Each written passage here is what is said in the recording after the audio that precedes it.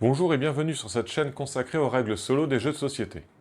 Ici, vous trouverez des explications claires et synthétiques pour vous aider à rejouer facilement à vos jeux, même après une longue pause.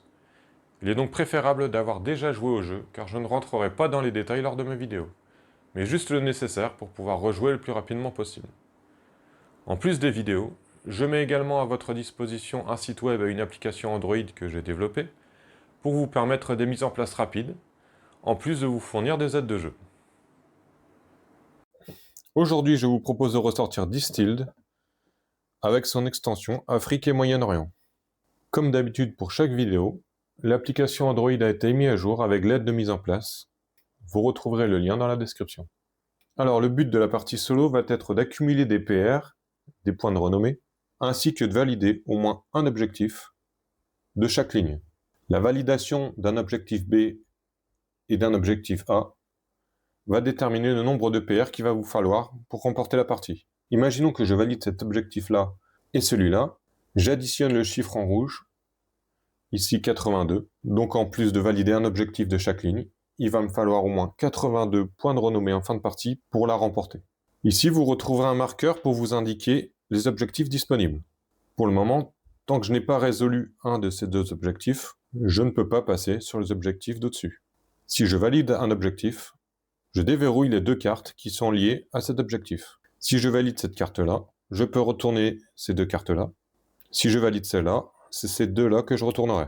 Une fois qu'un objectif de la ligne supérieure a été validé, le marqueur remonte d'un cran pour indiquer que je ne peux valider que les objectifs qui se trouvent sur cette ligne ou sur la ligne d'au-dessus si j'ai préalablement validé un de ces trois objectifs. Mais je ne peux pas valider un objectif qui est sur une ligne plus basse que ce marqueur. Durant la partie, rien ne m'empêche de valider plusieurs objectifs B. Mais si je le fais, ça va augmenter le nombre de points de renommée qu'il va falloir que j'ai en fin de partie. Et donc augmenter la difficulté. Pour signifier qu'un objectif est validé, on place $1 dessus. Donc par exemple, en fin de partie, je peux me retrouver comme ceci. Avec bien évidemment ces deux cartes-là retournées. Pour cette partie, j'ai choisi ce distillateur. Une fois par phase marché, vous pouvez réduire le coût d'une carte amélioration de 2. Je commence avec $3, une levure, pas d'eau, et j'ai une recette signature qui peut potentiellement me donner 17 points de renommée, qui nécessite du sucre de fruits, un fût en bois et nécessite une phase de vieillissement. Mais on va voir tout ça dans quelques secondes. On a ici une icône d'origine. Alors il faut savoir que dans le jeu de base, on a en origine l'Asie et l'Océanie, l'Europe, l'Amérique, et sinon ce symbole-là désigne l'origine du distillateur. Donc dans mon cas, ça sera l'Europe. Et comme je joue avec l'extension ajoute une quatrième origine, qui est origine Afrique et Moyen-Orient. La liste des recettes que j'ai choisies ici est issue de l'extension. Et on va pouvoir tout de suite commencer la partie, qui va se jouer en 7 manches de 4 phases. On va commencer par la phase de marché. Vous pouvez effectuer plusieurs achats au cours d'une même phase marché. Acheter des cubes recettes, des cartes ingrédients ou équipements génériques. Vous n'avez le droit d'acheter que 2 cartes du marché générique lors d'une phase marché. Ou alors encore acheter des cartes d'ingrédients ou équipements premium ou amélioration. Alors, où est-ce qu'on trouve tout ça? Le marché générique, on l'a ici. Dans ce marché générique, on a le droit d'acheter que 2 cartes. Les 3 premières cartes ont un coût de 0 et un effet. Par exemple, la levure, lorsque vous l'achetez, gagnez immédiatement $1. Et l'eau, lorsque vous l'achetez, vous pouvez révéler une carte de n'importe quelle pioche du marché à tous les joueurs. Achetez-la ou remettez-la sous la pioche. Et ici, on peut apercevoir le marché premium. La première ligne sera des équipements. Au-dessus, on retrouve des ingrédients. Et en haut, des améliorations pour notre distillerie. La prochaine phase va être une phase de distillation où il va falloir au moins une levure, un eau et un sucre pour pouvoir sortir un spiritueux. Dans mon cellier, je ne dispose que d'une levure. Je vais alors acheter un eau, je ne veux pas exécuter l'effet, et un sucre de céréales qui porte cette icône-là. Donc tout ce que j'achète en ingrédients va directement dans mon cellier. Je viens de prendre 2 cartes du marché générique, je ne peux plus en acheter ici. Le seul choix qui me reste est de dépenser mon argent pour acheter du premium. Mais pour le moment, je vais garder mon argent. Après avoir acheté une carte disponible au marché premium, complétez immédiatement le marché. Donc là, j'en ai pas acheté. Si vous épuisez n'importe quelle pioche du marché, mélangez-la à des fausses correspondantes pour créer une nouvelle pioche. À la fin de la phase marché, défaussez la première carte de la pile Objectif B et révélez le dos de la suivante. La grille ainsi révélée vous indique quelle carte du marché vous devez défausser sur le camion pour stimuler les achats d'un autre joueur. Je défausse la première carte de la pile et je vais devoir défausser ces 7 cartes. Alors les 3 de cette colonne-là. Une fois que j'ai fini de défausser, je remplis le marché et je peux passer à la phase suivante. La phase suivante qui est la phase de distillation. Placez vos ingrédients dans votre washbag pour essayer de distiller un spiritueux. Au début de la phase distillation, vous pouvez échanger une seule carte ingrédient ou équipement contre une carte ingrédient générique, mais pas d'équipement, d'une valeur égale ou inférieure du marché générique. Donc là par exemple, en ce début de phase de distillation, je pourrais très bien défausser cet ingrédient pour prendre de l'eau ou de la levure par exemple. Alors on va maintenant regarder ce qu'on a au niveau des recettes. En début de partie, on dispose de 2 recettes, le moonshine et la vodka.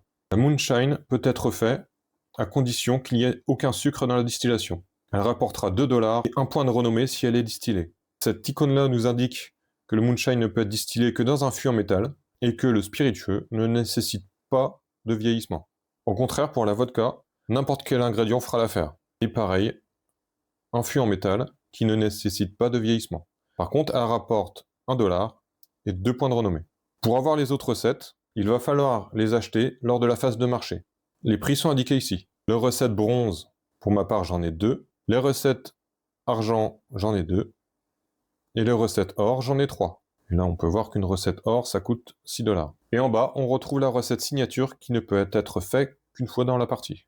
La recette me dit que je dois avoir minimum 3 sucres de fruits, dont un qui doit être du raisin. Cette recette nécessite un fût en bois et elle doit passer une étape de vieillissement avant d'être vendue. Je vais alors tenter de faire de la vodka pour ce premier tour. Comme j'ai dit tout à l'heure, il faut forcément une carte levure, une carte eau et un sucre dans le washback. On continue dans l'étape. Placez ensuite les ingrédients que vous n'utilisez pas dans le cellier, donc là j'ai tout utilisé. Placez les ingrédients utilisés sur l'emplacement correspondant dans votre washback, c'est fait.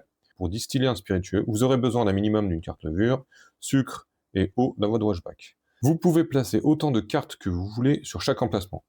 Mais chaque emplacement ne peut accueillir que le type de carte correspondant. Les cartes alcool peuvent être ajoutées en plus ou à la place de l'eau ou des levures. Lorsque vos ingrédients sont prêts, appliquez les étapes suivantes.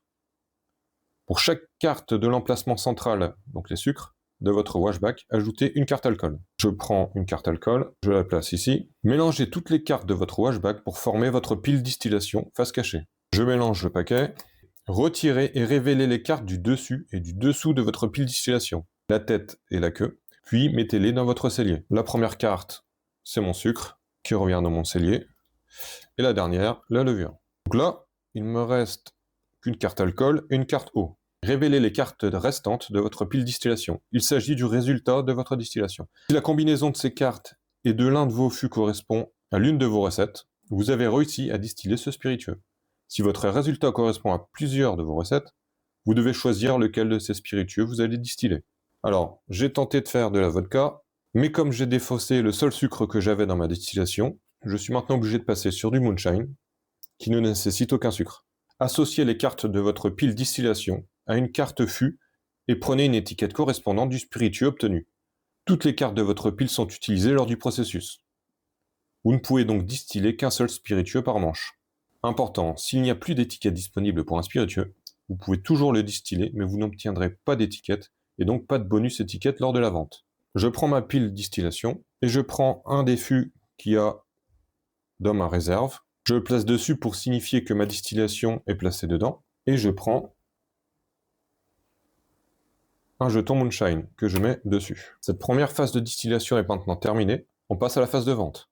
Si une recette présente une icône sans vieillissement, vous devez vendre votre spiritueux lors de cette manche. Donc c'est le cas, j'ai l'icône en question qui me dit que mon spiritueux ne nécessite pas de vieillissement.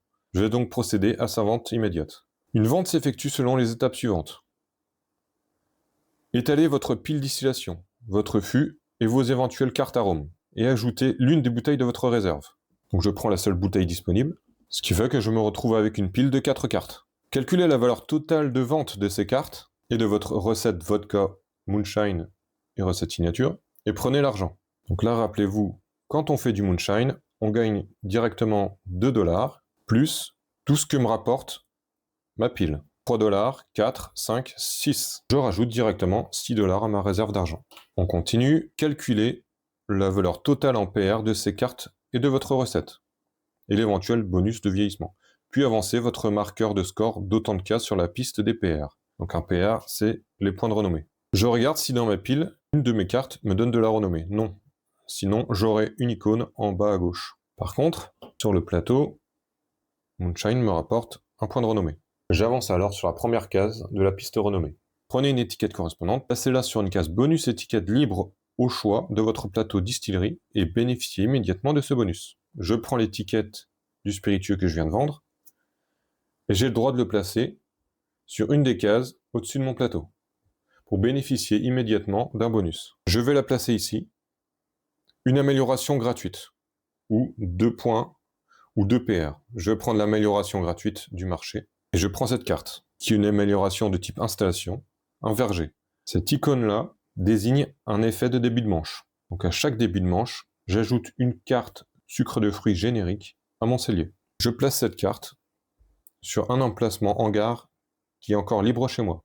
Remettez votre fût en métal et votre bouteille en verre de départ dans votre réserve si vous les avez utilisés. Donc effectivement, je les prends et je les remets. Placez fièrement toute bouteille premium utilisée dans votre collection. Là, ça n'a pas été le cas. J'ai pris une bouteille générique. Défaussez vos cartes. Les ingrédients génériques et l'alcool retournent dans leurs piles respectives. Les cartes premium sont défaussées sur l'emplacement correspondant du camion. Les cartes arômes dans la défausse arôme et remettez les ingrédients signature dans la boîte. Ils ne peuvent servir qu'une seule fois par partie. Je remets ça ici et cette carte ici. À la fin de la phase de vente, on nous dit « Vous pouvez également vendre tout spiritueux stocké dans votre cave en suivant la même procédure. » J'ai 2 emplacements de cave qui sont vides pour le moment. La 4e et dernière phase est la phase de vieillissement. Mais pour le moment, j'ai rien à faire vieillir. Ensuite, on passe à la fin de manche. Si vous n'avez pas vendu de spiritueux cette manche, vous pouvez dépenser jusqu'à 4 PR pour gagner autant de dollars de la réserve générale. Alors là, durant cette manche, j'ai vendu, donc je ne peux pas avoir accès à ça. Et enfin, j'avance le marqueur d'un cran. Alors le marqueur manche se trouve ici, je l'avance à la 2e manche. On recommence. Appliquez les effets début de manche présents sur vos cartes distillateur ou amélioration. Alors grâce à mon verger, je vais pouvoir directement prendre du marché générique ce sucre de fruits là et le mettre dans mon cellier. Je passe à la phase de marché et ce que je vais faire en premier, c'est d'acheter une nouvelle recette pour 2 $. Je vais m'acheter la recette du grog. Pour faire du grog, il faut au minimum un sucre de plante, un fût en bois ou un fût en argile et le faire vieillir. Je regarde ce que j'ai dans mon cellier. Donc là, il va me manquer de l'eau. Donc c'est la première carte que je vais prendre du marché générique. Et ma deuxième va être de prendre un sucre de plante pour 1. Pour 5, je vais acheter un fût en bois dans le marché premium. Il a un effet qui dit, une fois par phase vieillissement, gagnez 1 $ lorsque ce fût vieillit dans votre cave. Je le mets dans ma réserve. Je remplis le marché premium avec un nouvel équipement. Alors, il me reste 1 $. Je vais passer à la phase suivante. Alors, comme tout à l'heure, je défausse la première carte B. Je regarde le tableau pour savoir quelle carte je supprime. Phase de distillation. Alors, si on regarde les règles, au début d'une phase distillation, je peux échanger une carte à ingrédients contre une seule carte à ingrédients générique. C'est ce que je vais faire. Je vais échanger cette carte sucre de fruits qui vaut 2 contre du sucre de plante pour avoir plus de chances de distiller mon grog. Maintenant, je vais mettre dans mon washback ce qu'il faut. Je mets un alcool par sucre. Là, j'en mets 2. Ensuite, je mélange le tout. J'enlève la première carte, un alcool, et la dernière, de l'eau. Il me reste dans ma pile de distillation 2 sucres de plante, une levure et un alcool, qui est suffisant pour produire du grog. Donc je prends une étiquette, je le mets dans le fût en bois que j'ai acheté plus tôt, je place de côté. Je passe maintenant à la phase de vente. Si une recette présente une icône vieillissement, donc c'est mon cas, vous devez faire vieillir votre spiritueux au moins une manche après l'avoir distillé. Donc je passe la phase de vente, puisque j'ai rien à vendre, et je passe à la phase de vieillissement. Si vous faites vieillir un spiritueux nouvellement distillé, placez sa pile distillation face cachée sur un emplacement de votre cave. Placez votre fût face visible sur la pile et placez votre étiquette dessus. C'est fait. Placez une carte arôme sans la consulter et placez la face cachée sous la pile distillation. Je prends la première carte et je la place en dessous, sans la regarder. Pour faire vieillir un spiritueux distillé lors d'une manche précédente, piochez une carte arôme sans la consulter et placez-la face cachée sous la pile distillation. Donc là, c'est pas le cas, j'en avais pas d'autres avant. Vous pouvez consulter les cartes d'origine de la pile distillation d'un spiritueux dans votre cave, mais pas ces cartes arômes. Je passe à une fin de manche. Comme j'ai pas vendu, je pourrais très bien sacrifier des points de renommée pour avoir des dollars, mais je le fais pas et j'avance le marqueur de manche. On passe à la troisième manche. Grâce à mon verger, j'ajoute cette carte dans mon cellier. Lors de la phase de marché, alors je pourrais très bien me servir de l'alcool comme de la levure, comme c'est marqué dessus. Peut-être utiliser comme de l'eau ou de la levure dans votre washback. Mais ce que je vais faire, je vais quand même acheter une carte de levure, puisque à l'achat, elle me donne $1. Et comme deuxième carte, je reprends du sucre de céréales. Je termine cette phase marché comme d'habitude en enlevant des cartes. Je passe à la phase distillation. Je vais essayer d'accomplir ma première carte objectif solo qui me dit de vendre un spiritueux contenant au moins 2 sucres du même type. Je vais tenter de faire de la vodka en mettant ces 2 sucres de céréales. Alors durant cette phase de distillation, je ne vais pas échanger de cartes, je vais directement mettre dans le washback de l'eau. Pour la levure, je vais mettre l'alcool. Et en sucre, je vais mettre ces 3 là. Comme j'ai mis 3 sucres, je rajoute 3 alcools.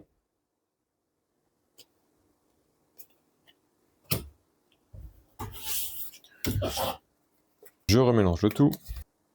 Première carte d'alcool et la dernière de l'alcool aussi. Alors qu'est-ce que j'ai là? Un mélange de sucre, ce qui va me permettre de faire de la vodka. Je la place dans un fût en métal. On passe à la phase de vente. Je vais commencer par vendre ma vodka. Alors on compte le symbole des pièces. De base, la vodka donne $1.